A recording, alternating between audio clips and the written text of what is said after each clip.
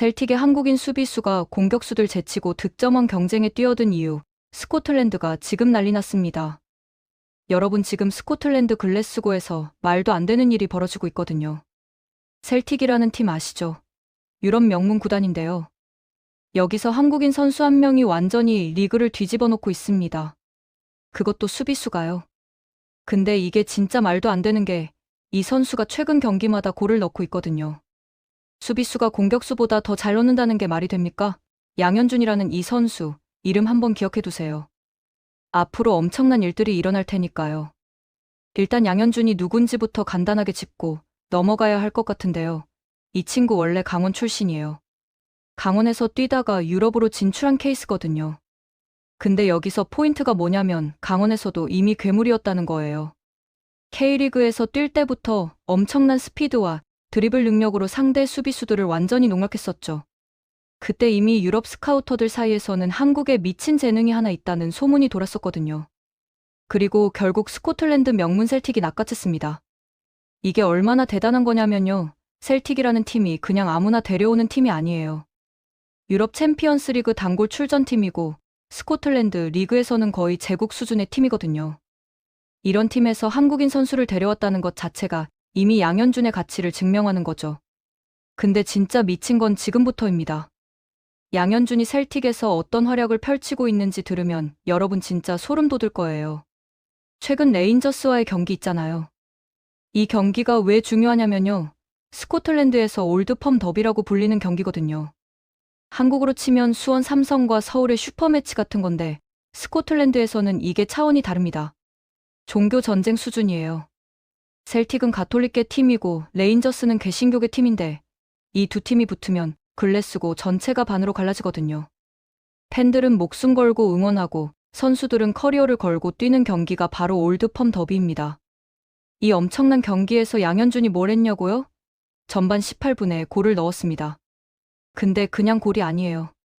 이게 진짜 미친 골이었거든요. 오른쪽 윙백으로 출전한 양현준이 중원에서 공을 잡았는데요. 거기서부터가 쇼타임이었습니다. 레인저스 수비수 6명이 달라붙었어요. 6명이요. 근데 양현준이 이 6명을 전부 다 제쳤습니다.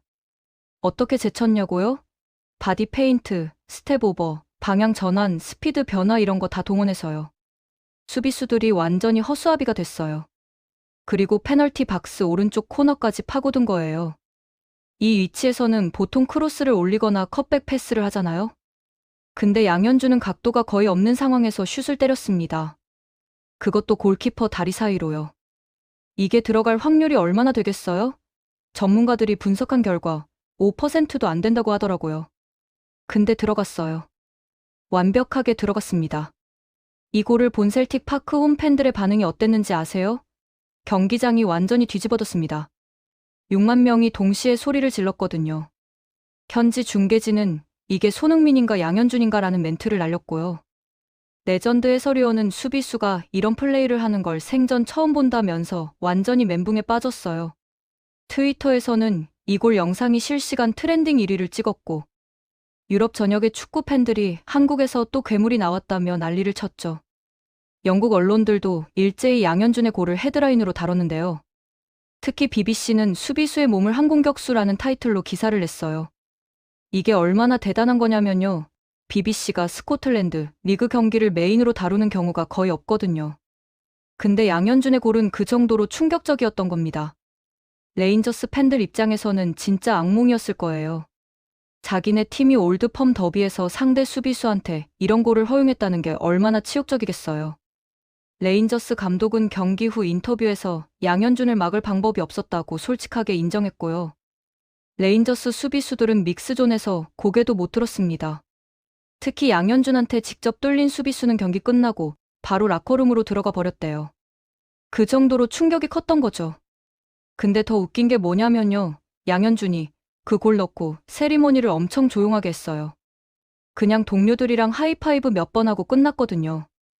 이게 오히려 더 간지가 났던 게 마치 나한테는 이 정도 골이 일상이야 라는 느낌이었던 거예요.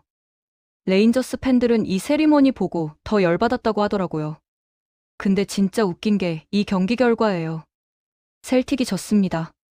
3대3으로 비기다가 연장 끝에 레인저스가 역전골을 넣어서 3대4로 패배한 거예요. 양현준이 그렇게 미친 골을 넣었는데도 팀이 진 거죠. 보통 이런 상황이면 골 넣은 선수도 분위기가 가라앉잖아요? 근데 양현준은 달랐습니다. 경기 끝나고 팬들한테 인사하러 갔는데요. 팬들이 오히려 양현준한테 박수를 쳐줬어요. 패배한 경기인데도요. 이게 얼마나 대단한 대우냐면요. 셀틱 파크에서 패배한 날 개인 선수한테 박수가 나오는 경우는 정말 드물거든요. 팬들도 알았던 거예요. 이 패배는 양현준 탓이 아니라는 거요. 오히려 양현준이 없었으면 더 처참하게 졌을 거라는 걸 다들 알고 있었던 겁니다. 그리고 다음 경기가 던디와의 홈 경기였는데요. 여기서 양현준이 진짜 제대로 폭발했습니다. 이번에는 오른쪽 윙어로 출전했거든요. 감독이 전술을 바꾼 거예요. 양현준의 공격력을 더 활용하기 위해서 아예 공격수 포지션에 배치한 겁니다. 그리고 이게 대박이 났어요. 전반 27분에 양현준이 중거리 슛으로 선제골을 터뜨렸는데요. 이것도 진짜 예술이었습니다. 페널티 박스 바깥쪽에서 공을 잡은 양현준이 한 번 터치로 각도를 만들더니 오른발로 강력한 슛을 때렸어요. 공이 포물선을 그리면서 골대 상단 구석으로 꽂혔는데요. 골키퍼가 손도 못 대고 그냥 지켜봤습니다. 이 골 보고 던디 골키퍼가 자기 수비수들한테 뭐라고 소리를 지르더라고요. 왜 저렇게 편하게 쏘게 내버려 두냐고요. 근데 수비수들도 할 말이 없었을 거예요. 양현준의 동작이 너무 빨라서 막을 타이밍을 못 잡았던 거거든요. 이 골로 셀틱이 리드를 잡았고요. 결과는 4대0 승이었습니다. 양현준은 1골 1도움을 기록하면서 경기 최우수 선수로 뽑혔고요. 현지 언론들은 양현준이 자신의 진짜 포지션을 찾았다고 대서특필했어요. 감독도 경기 후 인터뷰에서 양현준은 윙백보다 윙어가 더 어울린다. 앞으로 계속 공격진에서 기용할 계획이다라고 발표했거든요. 이게 얼마나 파격적인 결정이냐면요. 보통 수비수 출신 선수를 공격수로 전환하는 경우는 거의 없어요. 그 반대는 있어도요. 근데 양현준은 그만큼 공격력이 검증됐다는 거죠. 감독 입장에서는 이런 재능을 수비에만 쓰기는 너무 아까웠던 겁니다. 팬들 반응도 완전히 뜨거웠는데요. 셀틱 팬 포럼에 가보면 양현준을 공격수로 쓰는 게 맞다. 이제야 제대로 된 옷을 입혔다. 이런 글들이 넘쳐나거든요. 특히 손흥민도 원래 오른쪽 윙어였는데 양현준도 그 길을 가는 것 같다는 댓글이 엄청 많이 달렸어요. 이게 진짜 소름 돋는 게 손흥민 선수가 함부르크 시절에 윙어로 뛰면서 유럽에서 인정받기 시작했잖아요.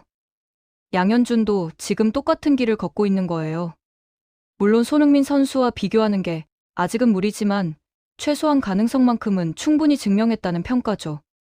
그리고 이게 끝이 아니었습니다. 하츠와의 경기가 있었는데요. 하츠가 당시 리그 1위였어요. 스코틀랜드 리그에서 1위라는 건 그만큼 강팀이라는 거거든요. 근데 이 경기가 진짜 명승부였습니다. 전반에는 서로 골을 주고받으면서 1대1로 비겼고요. 후반 들어서도 계속 팽팽한 접전이 이어졌어요. 양쪽 다 골을 넣으려고 엄청 공격적으로 나왔는데 수비도 탄탄해서 골이 안 나오는 거예요. 시간이 계속 흐르면서 분위기가 점점 무거워졌죠.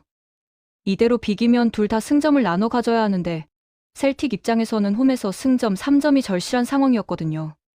그때가 후반 17분이었어요. 셀틱이 중원에서 공을 끊어냈고 빠르게 역습을 시도했습니다.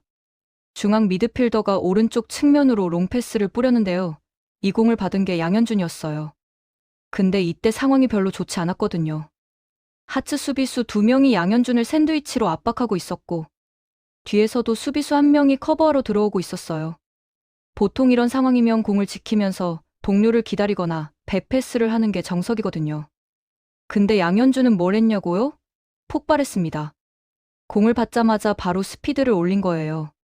첫 번째 수비수가 발을 걸려고 했는데 양현준이 바디 페인트로 순간적으로 방향을 바꿔서 제쳤어요. 두 번째 수비수가 몸으로 막으려고 했는데 양현준이 민첩성으로 비집고 들어갔습니다. 그리고 뒤에서 따라오던 세 번째 수비수는 양현준의 스피드를 따라잡지 못했어요. 순식간에 수비수 3명을 다 제친 거죠. 페널티 박스로 진입한 양현준은 골키퍼와 1대1 상황이 됐는데요. 여기서 또 침착했습니다. 골키퍼가 나오는 타이밍을 정확히 계산해서 골키퍼가 몸을 던지는 순간 살짝 옆으로 공을 밀어냈어요. 그리고 빈 골대에 집어넣었습니다. 역전골이었죠. 이 골 장면을 다시 보면 진짜 예술이에요. 양현준의 스피드, 드리블, 판단력, 침착성이 전부 다 나타난 골이거든요. 전문가들이 이 골을 분석하면서 현대 축구에서 요구하는 윙어의 모든 요소를 갖추고 있다고 평가했어요. 특히 순간 가속도가 엄청나다는 거예요. 0에서 최고 속도까지 도달하는 시간이 2초도 안 걸린다고 하더라고요. 이게 얼마나 빠른 거냐면요. 프리미어리그의 웬만한 윙어들도 3초 정도는 걸리거든요. 양현준은 그것보다 거의 배는 빠른 셈이죠. 이런 폭발적인 스피드가 있으니까 수비수들이 대응을 못하는 겁니다. 하츠 감독은 이 골을 먹고 완전히 멘붕했어요. 바로 수비 전술을 바꾸더라고요. 양현준만 집중 마크하라고 지시한 거예요. 근데 이게 오히려 역효과를 낳았습니다. 양현준한테 수비수를 2명씩 붙이니까 다른 공격수들이 프리가 된 거예요. 셀틱은 이 빈 공간을 적극 활용해서 추가 골을 터뜨렸고요. 결국 3대1로 완승을 거뒀습니다. 경기 끝나고 하츠 감독이 뭐라고 했는지 아세요? 양현준을 막을 방법을 찾지 못했다. 우리 수비진이 무기력했다고 인정했어요. 명문 클럽 감독이 상대 선수 한 명 때문에 졌다고 공개적으로 인정하는 경우는 정말 드물거든요. 그만큼 양현준의 임팩트가 컸다는 겁니다. 이 3경기를 통해서 양현준은 스코틀랜드 리그에서 완전히 스타로 떠올랐어요. 최근 4경기에서 3골을 넣었다는 게 얼마나 대단한 거냐면요. 수비수가 이런 기록을 세운 건 스코틀랜드 리그 역사상 처음이라고 해요. 물론 양현준이 공격수로도 뛰긴 했지만 그래도 주 포지션은 수비수니까요. 이런 선수가 득점 행진을 하는 건 정말 이례적인 일이거든요. 유럽 축구 역사를 봐도 수비수 출신으로 공격에서 이렇게 활약한 선수는 손에 꼽아요. 대표적으로 가렛 베일이 있죠. 베일도 원래 레프트백이었다가 윙어로 전향해서 대성공한 케이스거든요. 그리고 지금 베일은 레알 마드리드에서 레전드가 됐잖아요. 양현준도 그런 길을 걸을 수 있다는 거예요. 현지 언론들의 반응이 정말 뜨거운데요. 스코티시 선이라는 신문에서는 양현준, 셀틱의 새로운 구세주 탄생이라는 제목으로 전면 기사를 냈어요. 기사 내용을 보면 양현준은 단순히 골만 잘 넣는 선수가 아니다. 그의 플레이 스타일은 상대 수비진을 완전히 무력화시킨다. 스피드와 기술을 동시에 갖춘 선수는 유럽에서도 찾기 힘들다고 극찬했거든요. 스코틀랜드 데일리 레코드는 손흥민의 후계자를 찾았다는 제목을 뽑았고요. BBC 스코틀랜드는 양현준 신드롬이라는 단어까지 만들어냈어요. 이 정도면 진짜 현지에서 엄청난 관심을 받고 있다는 거죠. 그리고 더 놀라운 건 팬들의 반응이에요. 셀틱 팬들이 양현준 유니폼을 사재기하기 시작했거든요. 셀틱 공식 스토어에서 양현준 유니폼이 품절됐다는 소식이 나왔어요. 이게 얼마나 대단한 거냐면요. 셀틱은 전통의 명문 클럽이고 이미 스타 플레이어들이 많은 팀이거든요. 그런데도 양현준 유니폼이 가장 많이 팔렸다는 건 팬들이 그를 진짜 특별하게 생각한다는 증거예요. 특히 한국계 팬들뿐만 아니라 현지 스코틀랜드 팬들도 양현준 유니폼을 입고 다닌다는 게 포인트거든요. 이건 단순히 국적 때문이 아니라 순수하게 실력으로 인정받았다는 의미입니다. 소셜미디어 반응도 폭발적이에요. 인스타그램에서 양현준 관련 해시태그가 트렌딩에 올랐고요. 유튜브에는 양현준 골 모음집 영상이 수백만 뷰를 찍었습니다. 특히 레인저스전 원더골 영상은 지금 1000만 뷰를 넘어섰어요. 댓글 보면 전 세계 축구 팬들이 놀라워하고 있거든요. 이게 수비수라고? 손흥민 이후로 가장 흥미로운 한국 선수. 프리미어리그 빅클럽들이 주목해야 한다. 이런 댓글들이 넘쳐나요. 실제로 영국 언론들이 프리미어리그 구단들이 양현준을 스카우트 리스트에 올렸다는 기사를 내보냈거든요. 아직 확실한 건 아니지만 벌써부터 이런 소문이 돈다는 것 자체가 양현준의 가치를 보여주는 거죠. 그리고 제가 주목하는 건 양현준의 플레이 스타일이에요. 이 선수가 손흥민 선수랑 비슷한 부분이 정말 많거든요. 일단 폭발적인 스피드요. 손흥민 선수도 순간 가속도가 미친 선수잖아요. 제로백이 엄청 빠르고 최고 속도도 리그 톱 수준이고요. 양현준도 마찬가지예요. 공을 잡는 순간 바로 톱 스피드로 가속하는 능력이 뛰어나거든요. 이게 수비수 입장에서는 진짜 악몽이에요. 대응할 시간이 없거든요. 순간적으로 확 치고 나가버리니까 따라잡을 방법이 없는 거죠. 두 번째로 드리블 능력이에요. 손흥민 선수는 스피드만 빠른 게 아니라 드리블도 엄청 정교하잖아요. 좁은 공간에서도 공을 컨트롤하면서 돌파할 수 있고 바디 페인트로 수비수를 제칠 수도 있고요. 양현준도 똑같아요. 레인저스전에서 수비수 6명을 제친 장면 보면 알 수 있는데 단순히 빠른 게 아니라 기술적으로도 엄청 뛰어나거든요. 스텝 오버, 크로켓, 바디 페인트 같은 기술들을 상황에 맞게 적절히 쓰는 게 보이더라고요. 이런 선수는 리그에서도 정말 드물어요. 세 번째는 결정력이죠. 손흥민 선수가 왜 세계적인 선수가 됐겠어요? 골을 넣으니까요. 찬스를 놓치지 않고 확실하게 마무리하는 능력이 뛰어나거든요. 양현준도 그런 면모를 보여주고 있어요. 레인저스전에서 각도 없는 상황에서도 골을 넣었고, 던디전에서는 중거리 슛으로 골을 넣었고, 하츠전에서는 1대1 상황을 완벽하게 마무리했어요. 이 정도면 완성형 공격수 수준의 결정력이거든요. 수비수 출신이 이 정도 결정력을 가진다는 게 정말 놀라운 일이에요. 네 번째는 전술 이해도예요. 손흥민 선수가 토트넘에서 오래 뛸 수 있었던 이유 중 하나가 전술 이해도가 높아서거든요. 감독이 원하는 플레이를 정확히 이해하고 실행하는 능력이 뛰어나요. 양현준도 그런 모습을 보이고 있어요. 윙백으로 뛸 때는 수비 가담을 제대로 하고, 윙어로 뛸 때는 공격에 집중하면서도 수비 시에는 뒤로 내려와서 커버해주거든요. 이런 멀티플레이어는 감독 입장에서 정말 소중한 자원이에요. 전술적으로 유연하게 활용할 수 있으니까요. 다섯 번째는 멘탈이에요. 손흥민 선수가 아시안컵이나 월드컵에서 보여준 멘탈 있잖아요. 엄청난 부담 속에서도 침착하게 플레이하는 모습이요. 양현준도 올드펌 더비 같은 빅매치에서 전혀 주눅 들지 않고 오히려 더 좋은 플레이를 보여주거든요. 이런 멘탈은 타고나는 거예요. 가르쳐서 되는 게 아니라고요. 큰 무대를 즐기는 선수들만이 가진 특별한 자질이죠. 이런 유사점들을 보면 양현준이 손흥민의 길을 따라갈 가능성이 충분해 보여요. 물론 손흥민 선수는 이미 레전드 반열에 오른 선수고, 양현준은 이제 시작하는 단계니까 직접 비교하는 건 무리죠. 하지만 가능성만큼은 확실히 증명했다고 볼 수 있어요. 앞으로 어떻게 발전하느냐가 중요한데, 지금 같은 페이스를 유지한다면 분명히 더 큰 무대로 갈 수 있을 거예요. 그리고 양현준이 지금 보여주고 있는 활약이 한국 축구에 주는 의미도 크거든요. K리그에서 직접 유럽으로 진출해서 성공한 케이스가 많지 않잖아요. 보통은 유소년 때 유럽으로 가거나 아니면 일본 J리그를 거쳐서 가는 경우가 많은데요. 양현준은 K리그에서 검증받고 바로 유럽 명문으로 간 케이스거든요. 이게 성공하면 다른 K리그 선수들한테도 희망이 되는 거예요.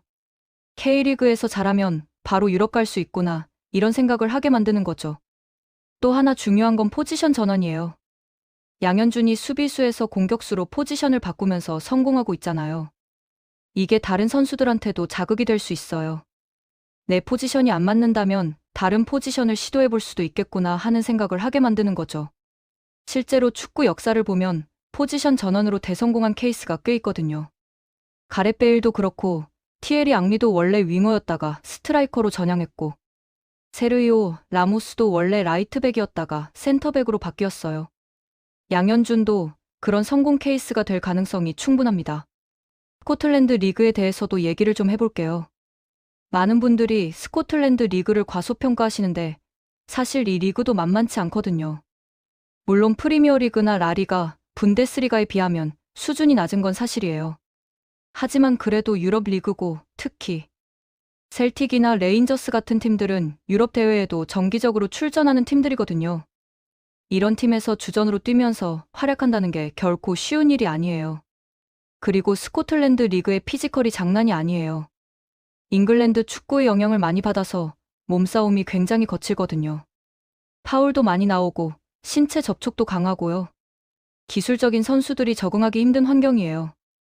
근데 양현준은 이런 환경에서도 전혀 밀리지 않고 오히려 자기 스타일을 펼치고 있어요. 이게 진짜 대단한 거예요. 스피드와 기술을 활용하면서도 필요할 때는 몸싸움도 마다하지 않거든요. 이런 균형 잡힌 플레이가 현지에서 더 높은 평가를 받는 이유입니다. 셀틱이라는 팀의 역사도 좀 봐야 해요. 이 팀이 얼마나 대단한 팀이냐면요. 1967년에 유럽 챔피언스컵, 지금의 챔피언스 리그를 우승한 팀이에요. 스코틀랜드 팀이 유럽 챔피언이 된 거죠. 이게 얼마나 대단한 거냐면 지금까지도 스코틀랜드 팀 중에서 유럽 챔피언스컵을 우승한 팀은 셀틱이 유일해요. 그만큼 역사와 전통이 있는 팀이고 팬들의 자부심도 엄청나거든요. 이런 팀에서 레전드가 되려면 정말 특별한 활약을 보여줘야 하는데 양현준이 지금 그런 길을 걷고 있어요. 셀틱 팬들은 전통적으로 외국인 선수들에게 관대한 편이에요. 실력만 있으면 어느 나라 출신이든 상관없이 응원해주거든요. 실제로 셀틱 역사에는 많은 외국인 레전드들이 있어요. 일본의 나카무라 슌스케도 셀틱에서 레전드가 됐잖아요. 엄청난 활약을 펼치면서 팬들의 사랑을 듬뿍 받았죠. 한국 선수로는 기성용 선수도 셀틱에서 뛰었는데 비록 짧은 기간이었지만 좋은 인상을 남겼어요. 이제 양현준이 그 뒤를 잇고 있는 거죠. 아니, 더 나아가서 나카무라 슌스케보다 더 큰 레전드가 될 가능성도 있어요. 지금 보여주는 활약이 그 정도로 대단하거든요. 앞으로의 시나리오를 한번 예측해 볼게요. 양현준이 이번 시즌을 이대로 마무리한다면 확실히 더 큰 리그로 이적할 가능성이 높아요. 프리미어리그 중하위권 팀들이나 분데스리가 중위권 팀들이 관심을 가질 것 같거든요. 특히 프리미어리그 팀들은 스코틀랜드 리그를 자주 주시하거든요. 지리적으로 가깝기도 하고 리그 스타일이 비슷하기도 해서요. 실제로 많은 선수들이 스코틀랜드에서 잉글랜드로 이적했었어요. 베일도 사우샘프턴 거쳐서 토트넘 갔고 반다이크도 셀틱에서 사우샘프턴 거쳐서 리버풀 갔잖아요. 만약 양현준이 프리미어리그로 간다면 아마 중하위권 팀에서 시작할 가능성이 높아요. 빅식스에 바로 가기는 힘들거든요.